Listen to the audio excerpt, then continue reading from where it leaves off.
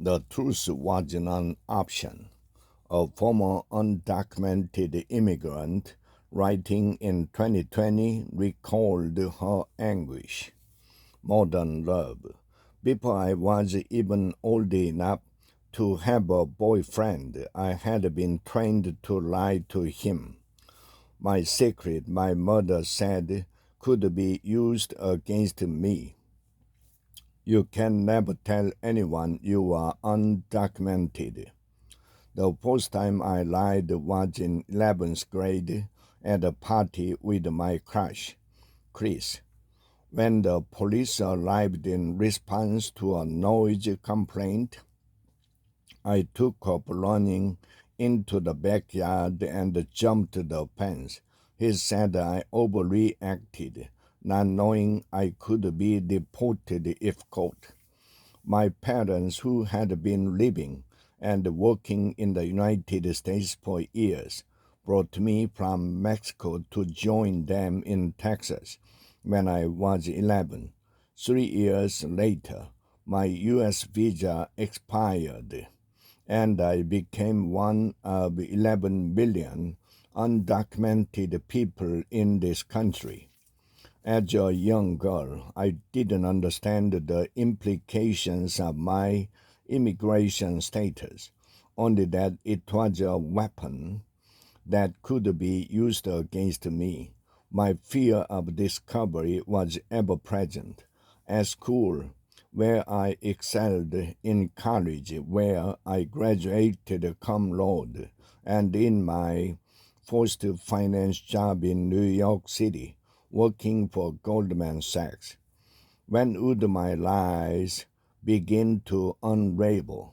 Every phone call or email I got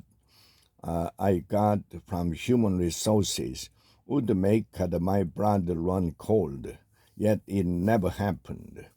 After Chris, I lied to nearly every man I ever dated. More than a decade later, newly single, I downloaded Bumble and matched with a beard hipster. After telling him about my past, I never heard from him again. Next, I swiped right on a handsome Mexican man with sun-kissed skin and a flirtatious smile.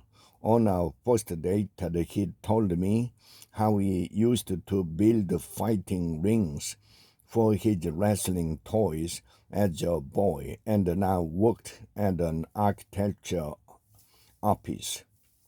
My mother would approve, but would she still want me to lie? I told him I was a writer.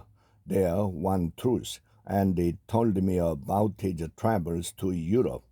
I never traveled anywhere when I was younger, he said, and I knew as soon as I could afford it, I wanted to see the world. My favorite trip had been the one I took to Mexico to see family after getting my papers, but I couldn't tell him that, not yet. In college, I finally pushed aside my mother's advice about hiding my status with the guy I was dancing, who had driven me an hour to eat my favorite tacos. My fear of discovery was ever present at school, in college, and in my first finance job in New York.